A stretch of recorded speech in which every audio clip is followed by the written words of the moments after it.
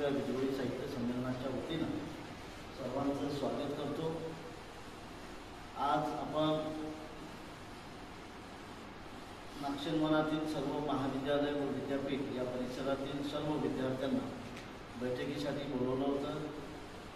विनय हातोरे यांनी सर्वांना निरोप पाठवले, परंतु आज मोर्चा असल्यामुळे बऱ्याच जणांचं व्हॉट्सअपला मेसेज आला सरांनी त्या मोर्चामध्ये आहे, त्याच्यामुळे तो मोर्चामध्ये असल्यामुळं आम्हाला ते शक्य होईल असं बऱ्याच जणांना मेसेज आला। ठीक आहे, असेल ते जे आहे ते काही मध्ये येत आहे। या बैठकीचं जे प्रयोजन आहे ते की आपल्या औरंगाबाद शहरामध्ये 21, 22 आणि 23 फेब्रुवारी रोजी 19वे विद्रोही साहित्य संमेलन आयोजित केलेले आहे। आपण ह्या वेगवेगळ्या बैठका घेत आहोत, त्याच्यामध्ये विद्यार्थ्यांची ही महत्त्वाची भूमिका आहे म्हणून विद्यार्थ्यांवर लक्ष केंद्रित केलेलं आहे। कारण आपल्या संमेलनामध्ये विद्यार्थ्यांसाठी एक युवा मंच असतो, जसं लहान विद्यार्थ्यांसाठी बालमंच असतो, तसं कॉलेजच्या विद्यार्थ्यांसाठी सहभागी व्हावं आणि एकूणच संमेलन यशस्वी करण्यासाठी जास्तीत जास्त विद्यार्थी जर सहभागी झाले तर ते अधिक महत्त्वपूर्ण ठरणार आहे। हे शहर डॉक्टर बाबासाहेब आंबेडकरांनी स्थापन केलेल्या या नागशेनवनामुळे अधिक चळवळीचं केंद्र म्हणून आणि नामांतराचा लढा हा असा एक पार्श्वभूमी असलेलं हे गाव आणि ह्या आपल्या अशा महत्त्वाच्या ऐतिहासिक शहरामध्ये हे संमेलन होतं। म्हणजे 25 वर्षापूर्वी संमेलन या शहरात झालं, 25 वर्षानंतर होते आहे। कारण 2001ला विवेकानंद महाविद्यालयाच्या ग्राउंडवर हे संमेलन झालं आणि मग त्याच्यानंतर 25 वर्षांनी हे संमेलन होतं, म्हणून एक महत्त्वाची भूमिका। तेव्हा ते तिसरं संमेलन होतं, आता हे 19वे संमेलन आपल्या शहरात होतं। दरवर्षी हे संमेलन घेत असताना ज्या शहरामध्ये मराठी साहित्य संमेलन असेल त्या शहरामध्ये आपलं विद्रोही त्यांच्यासमोर हे संमेलन होत होतं। म्हणजे ते मुदगीरला झालं, अमळनेरला झालं, वर्धेला झालं, असे त्या पद्धतीनं ज्या शहरामध्ये हे अखिल भारतीय मराठी साहित्य संमेलन असते त्याच्यासमोर हे संमेलन आपलं असतं। परंतु यावर्षी ते दिल्लीला गेले। किशोर धमाकांचं म्हणणं असं आहे की ते पळून गेले महाराष्ट्र सोडून, कारण त्यांची हिंमत राहिलेली नाहीये की आपण इथं संमेलन घ्यावं आणि म्हणून हे नुकतेच आता काल परवा नरेंद्र चपळगावकर त्यांचं निधन झालं। त्या मुख्य पदाधिकाऱ्यांच्या निवड केलेल्या आहे। या ठिकाणी 2 पदाधिकारी उपस्थित आहेत। या संमेलनाचे स्वागत अध्यक्ष सतीश चकोर या ठिकाणी उपस्थित आहेत आणि मुख्य निमंत्रण ॲडव्होकेट धनंजय बोर्डे या ठिकाणी उपस्थित आहेत। आणि या सर्व या संमेलनामध्ये विनय हातोरे हे जे आहे यांचं असं म्हणणं आहे की म्हणजे सर्वांचंच म्हणणं आहे, यांना किशोर भाऊंना पुण्यामध्ये सगळे प्रकारचे जेवण भेटते ते आम्ही काही दिलेलं नाही, तर आम्ही तुम्ही जिथं संमेलन घ्या तिथे जवळपास 250 बुक स्टॉल येतील असा एक अंदाज। म्हणजे पुण्यामध्ये जसं ते बुक फेस्टिवल झालं होतं तसं एक फेस्टिवल आपलं संमेलन तर होईलच, पण बुक फेस्टिवल होण्याची शक्यता जर 250 बुक स्टॉल आले मला वाटतं की अधिक डबल ते होणार आहे। आणि म्हणून त्याही पद्धतीनं विनय हातोरे यावर्षी मराठी साहित्य संमेलनच नाही आहे महाराष्ट्रात, त्यामुळे जो साहित्यिक आहे, रसिक आहे, जो वाचक आहे त्याला काही पूर्ण खाद्य मिळण्याचं ठिकाण नाही राहिलेलं, म्हणून विद्रोहीकडे सगळे लोक अधिक मोठ्या प्रमाणात आपल्याकडे येतील। आपलं संमेलन म्हणजे दरवर्षी आपण असं म्हणत असतो की 10,000 15,000 लोक येतात, परंतु यावर्षी ते डबल न होण्याची शक्यता आपल्याला नाकारता येत नाही। म्हणून त्या पद्धतीनं आपली व्यवस्था, कारण इतके लोक जर आले तर त्यांचं राहणं आहे, त्यांचं सगळी व्यवस्था करणं आहे आणि म्हणून त्या पद्धतीनं एक आपला जो परिसर आहे या परिसरामध्ये मोठ्या प्रमाणात जागा उपलब्ध आहे त्या पद्धतीनं ते करण्याचं चाललेलं आहे। आपले सध्या 3 मैदान सध्या आता फायनल केलेले आहेत, त्याच्यापैकी एक फायनल करायचं आहे। नंबर 1 आहे आमखास मैदान, त्याच्यानंतर आहे विभागीय क्रीडा संकुल जे आहे लालगडामध्ये, आणि तिसरं आहे आपलं PEचं। हा सगळा आपल्याला त्या संमेलनासाठी कशा पद्धतीनं वापरता येईल अशी एक व्यवस्था त्या पद्धतीने निर्माण केलेली आहे आणि म्हणून आज ते उद्या बहुतेक ते फायनल होईल. आमखास मैदान बोर्डाकडे आहे. बोर्डाने आज त्याचं हे दिलेलं आहे की कशा पद्धतीनं ते त्याचे रेट कार्ड तर ते पण दिलेलं आहे आणि आपलं PS पण आपल्याला आज विनय घेऊन आलेलं आहे. तर या पद्धतीनं ते आपल्याला पुढे जायचं आहे. म्हणून या संमेलनाचे म्हणजे विद्रोही सांस्कृतिक चळवळीचे कार्यकारी संघटक आणि जे प्रमुख आहेत ते किशोर हनुमान यांना अशी विनंती करतो की त्यांनी आपली भूमिका या ठिकाणी मांडावी.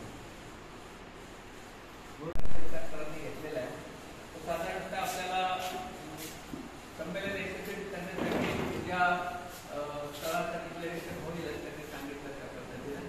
आता ही बैठक मुख्यतः घेतली होती ते आपला बालमंच आणि युवा मंचाचा कार्यक्रम असतो. त्यासाठी आपण विद्यार्थ्यांना त्याची माहिती मिळावी म्हणून याची बैठक घेतलेली होती.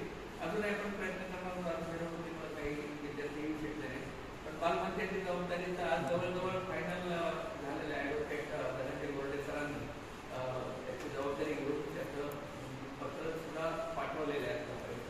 तसंच युवा मंचाचं पत्र सुद्धा पाठवायचं आहे आपल्याला. पण त्याची जबाबदारी घेण्यासाठी आपण आज विद्यार्थ्यांना या ठिकाणी बोलवलं होतं.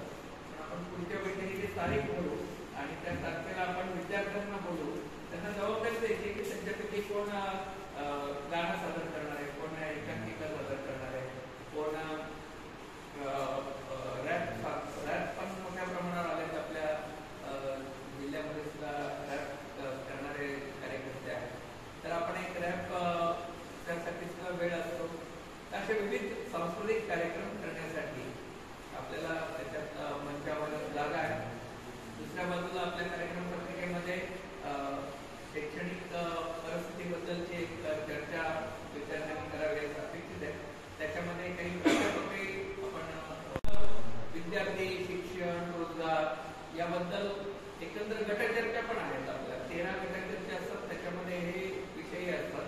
त्या गटचर्चांमध्ये विद्यार्थी किंवा येणारे लोक सहभागी होतात आणि त्याचा अध्यक्ष आणि सूत्रसंकलन जे असतात ते नंतर मुख्य मंचावर बसून त्यांच्या गटामध्ये काय झालेलं आहे याच्याबद्दलची माहिती संपूर्ण मुख्य मंडपामधून मुख्य मंचावरून सर्वांना देतात. तर ही एक अभूतपूर्व गोष्ट असते आणि ती गोष्ट ही 3ऱ्या संमेलनापासून इथं सुरू झालेली आहे. याचे आपल्या 2ऱ्या कोल्हापूरच्या संमेलनापासून सुरू झाली. पण 3ऱ्या संमेलनामध्ये त्याच्यावर खूप मोठ्या प्रमाणावर चर्चा झाली. तर अशा 13 गटचर्चा असतात. त्या 13 गट या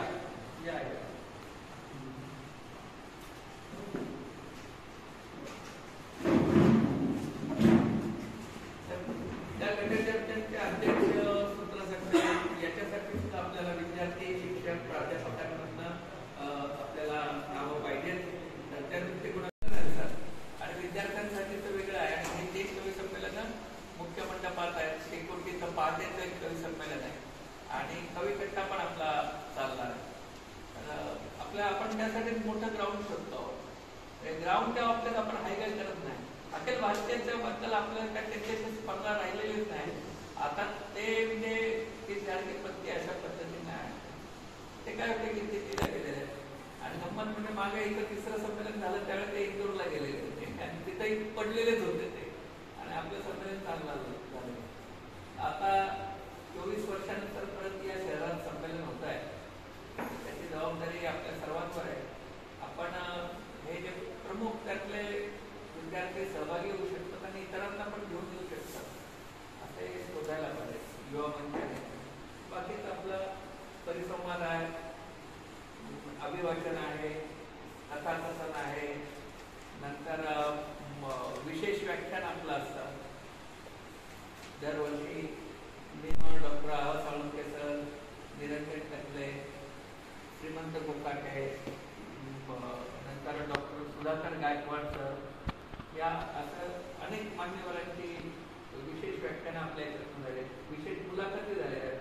किसान आंदोलनामध्ये भाग घेणारे पंजाबचे लेखक सुखविंदर सिंग सिरसा यांची विशेष मुलाखत आपण नाशिकमध्ये घेतली होती.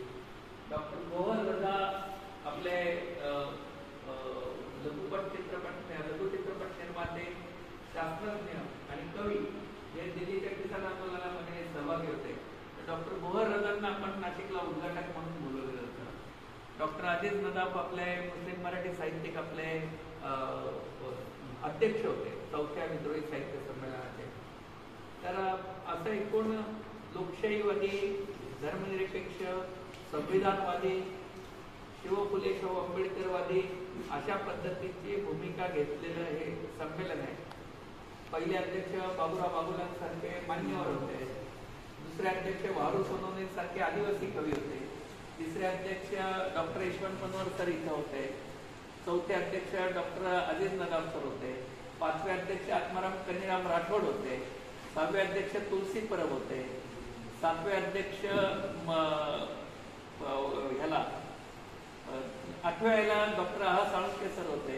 असे उर्मिलाताई पवार होत्या, संजय पवार होते, जयंत पवार होते, कॉम्रेड तारा रेड्डी होत्या. तर असे मान्यवर सर्व प्रवासले, हा दलित, आदिवासी, ग्रामीण, आंबेडकरवादी, भटके विमुक्त, आदिवासी, मुस्लिम मराठी, ख्रिश्चन मराठी, बौद्ध, असे सर्व प्रवाह जे आहेत साहित्याचे त्या सर्वांना एकवटणार आहेत. म्हणून डॉक्टर वासुदेव मुलाटे सर हे ग्रामीण साहित्यिक हे अंमळनेरला अध्यक्ष होते, डॉक्टर प्रल्हाद दुलेकर सर हे सत्यशोधक बहुजन साहित्यिक समीक्षक ते आपले हिंगोलीचे अध्यक्ष होते, डॉक्टर श्रीराम मुंदेकरांसारखे ग्रामीण साहित्यिक परभणीला अध्यक्ष होते. हा सगळ्यांचा प्रवाह आहे आणि सगळेजण मिळून याच्यामध्ये आपण आहोत. राजकारणामध्ये आपण वेगवेगळे असतो, कदाचित कोणी कोणत्या पक्षात असतं, कोणी स्थानिक कुठल्या नेत्यांच्या बरोबर असतं, काही स्थानिक घडामोडी, राजकीय घडामोडी राज्याच्या स्तरावरच्या असतात. आपण या फुले शाहू आंबेडकरी विचारांचे असतो तरी वेगवेगळ्या राजकीय प्रवाहाच्या असतो. पण आता या बाबतीमध्ये आपण एकत्र असलं पाहिजे, सांस्कृतिक बाबतीमध्ये. आणि म्हणून आज ज्या साहित्याने बहुमत तयार झालेलं आहे महाराष्ट्रात आणि क्षेत्रात, तर त्या साहित्याने बहुमताला एक सांस्कृतिक उत्तर आहे आपलं. आपण सांस्कृतिक गोष्टींमधून उत्तर देणार आहोत. आज बोलण्यासारखी परिस्थिती नाही आहे, दडपण सगळीकडे आहे, दबाव आहे, दहशत आहे, माणसं बोलू शकत नाही. आपण काय खावं काय प्यावं हे सांगणारे लोक आहेत. किती पोरं जन्माला घालावी याच्यावर चर्चा करतात. ज्यांनी लग्नच केलं नाहीये ते लोक सांगतात की आपण किती पोरं जन्माला घालावे. याच्यापेक्षा दुर्दैवी गोष्ट काय असेल, वाईट गोष्ट काय असेल, ते सांस्कृतिक दृष्ट्या सगळं कोलमडलेलं आहे. तर या परिस्थितीमध्ये आपण जर सांस्कृतिक उत्तर जर देण्यामध्ये यशस्वी ठरलो एकोप्याने, तर उभं राहील पर्याय आणि आपल्या महामानवांचं स्वप्न साकार होईल. अखिल भारतीय साहित्य संमेलन आपलं नाही, त्यांनी डॉक्टर बाबासाहेब आंबेडकरांना कधी निमंत्रण पण दिलं नाही, सावरकरांना अध्यक्ष केलेलं आहे त्यांनी. अण्णाभाऊ साठे आणि अमर शेख जर गरजले नसते दिल्लीमध्ये संयुक्त महाराष्ट्रासाठी, तर संयुक्त महाराष्ट्र मिळाला नसता. पण संयुक्त महाराष्ट्र घडवणारे अमर शेख, अण्णाभाऊ साठे, गवाणकर, क्रांतिसिंह नाना पाटील, भाई उद्धवराव पाटील, कर्मवीर भाऊराव पाटील, कर्मवीर दादासाहेब गायकवाड यांच्यापैकी कुणाला संयुक्त महाराष्ट्र मिळाला नसता. हे काळ्या दगडावरचे राहिले. क्रांतिसिंह नाना पाटलांनी शेतकऱ्यांना उतरवलं नसतं तर हा संयुक्त महाराष्ट्र झाला नसता. क्रांतिसिंह नाना पाटील आणि दादासाहेब गायकवाडांनी संयुक्त दौरे काढले आणि संयुक्त महाराष्ट्र मिळवला. आणि जर आम्ही महाराष्ट्र संयुक्त मिळवतो आहोत तर गावात आम्ही एकत्र पाणी का भरत नाही, एक गाव एक पाणवठा, एक गाव एक मसनवट्टा का नाही, हा प्रश्न दोघांनी गावागावात जाऊन उभा केला आणि एकोपा तयार केला.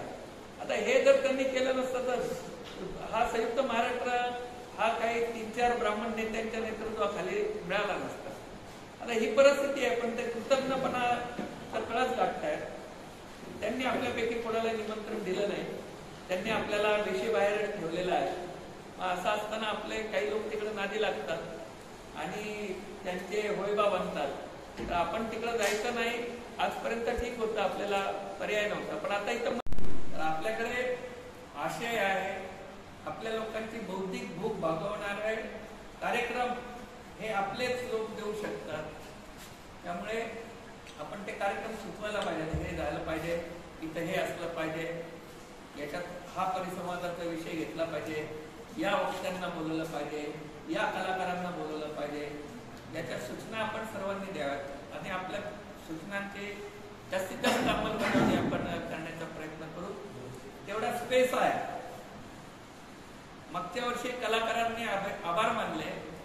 ते म्हणले की आम्हाला तुम्ही जागा दिली, अशी जागा आम्हाला कुठल्याच संमेलनात मिळाली तरी एवढ्या मोठ्या संख्येने लोक आमची शिल्पकला, लाईव्ह चित्रकला बघायला कधीच आले नव्हते.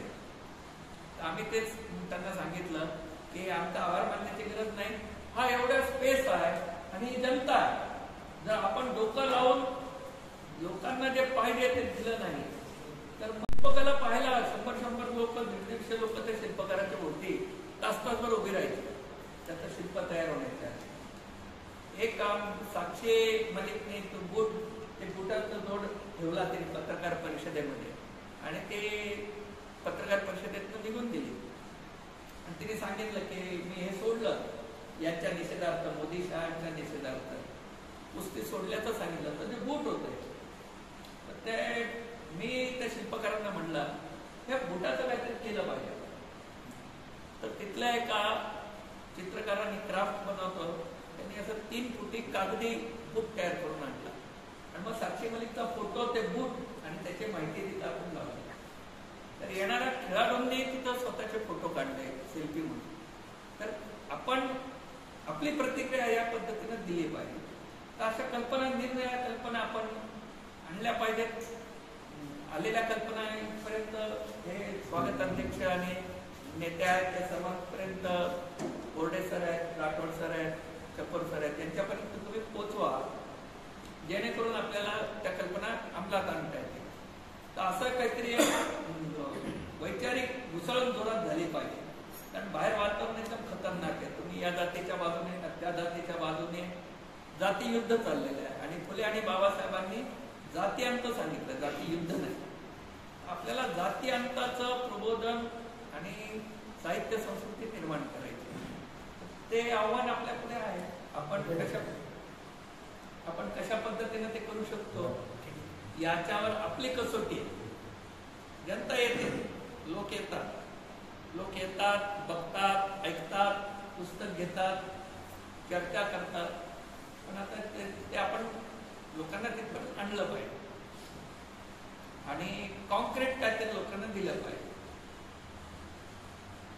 तर हे याच्यासाठीची नावं सुचवा, ह्या चित्रकारांना बोलवा, त्या चित्रकला महाविद्यालयामध्ये आपण जाऊ. तिथे चित्रकला विद्यालय, महाविद्यालय आहेत ना, त्यांच्याशी आपण बोललं पाहिजे की ते काय करणार आहे. आपल्याला ते कलाकारांची बैठक घ्यावी लागेल.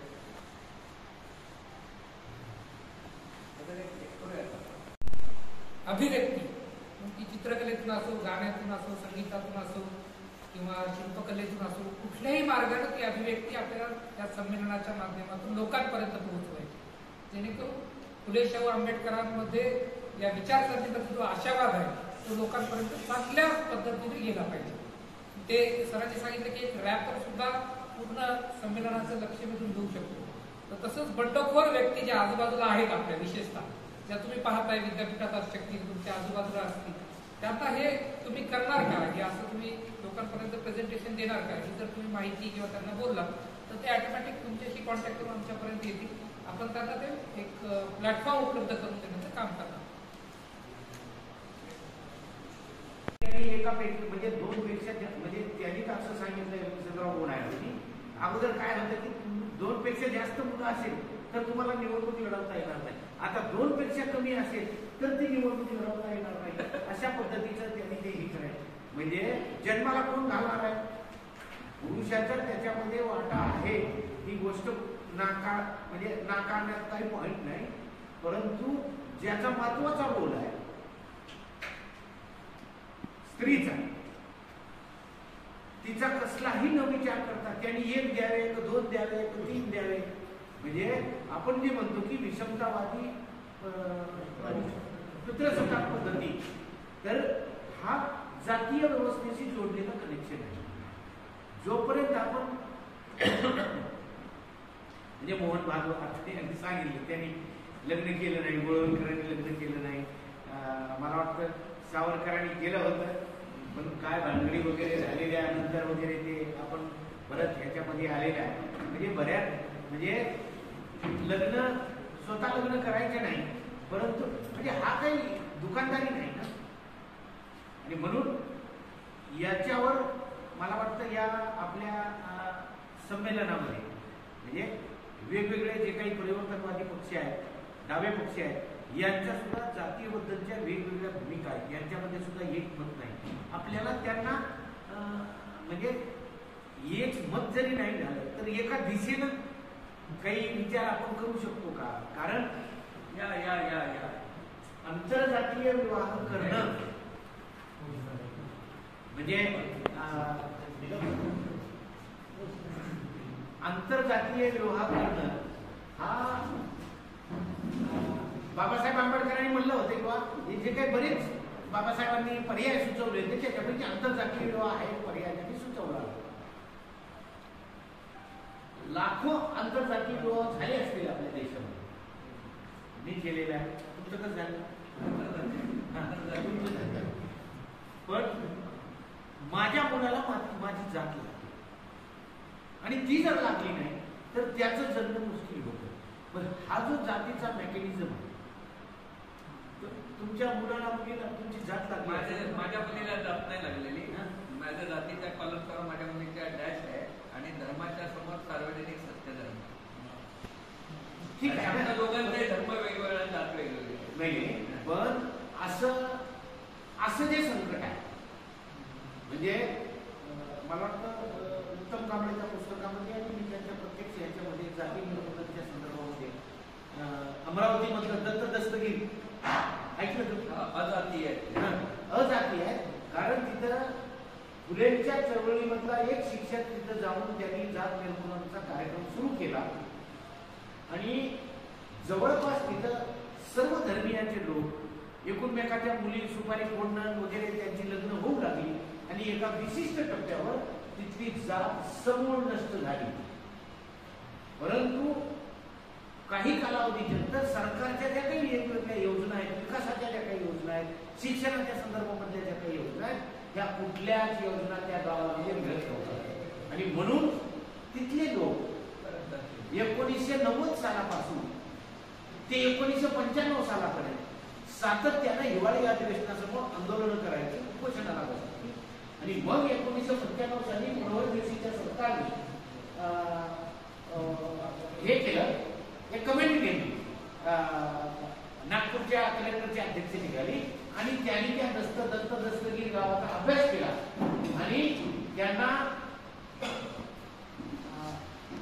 अजात नावाची आपल्या ज्या काही 6,776 जाती आहेत त्याच्यापैकी अजात नावाची त्यांना नवीन एक जात दिली आणि नवीन एक जात निर्माण झाली आणि त्यांना ओबीसी मध्ये टाकले. तेव्हापासून त्यांना ओबीसीच्या ज्या काही सवयी येते त्या मिळू लागलेल्या आहेत.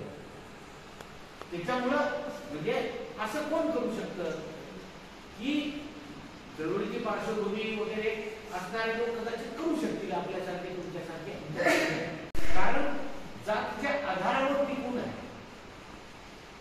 ज्या आधारावर जात टिकून आहे ते आधार जोपर्यंत नष्ट होणार नाही.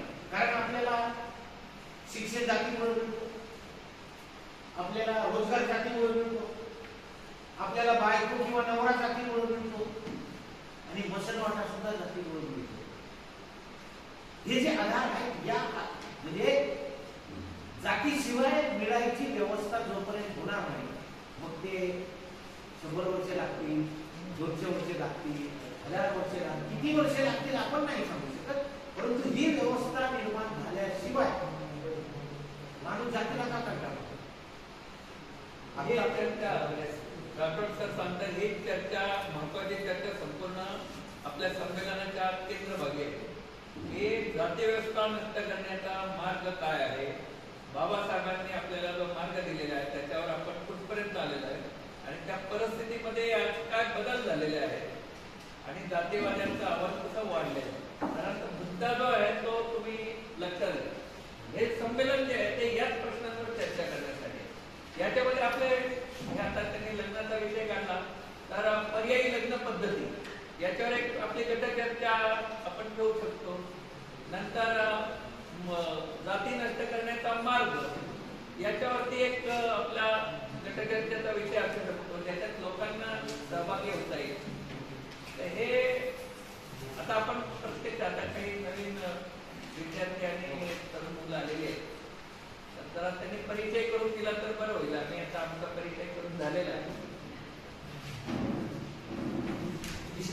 सतीश विद्यार्थी संघटना नागपूर.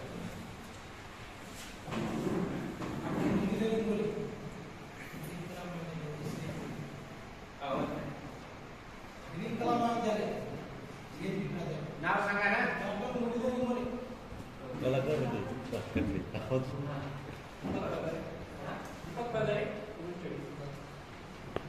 उमेश खडी. नमस्कार, मी मुन्ना मावस्कर, लहान अध्यक्ष, सामाजिक कार्यकर्ते. सामाजिक कार्यकर्ता.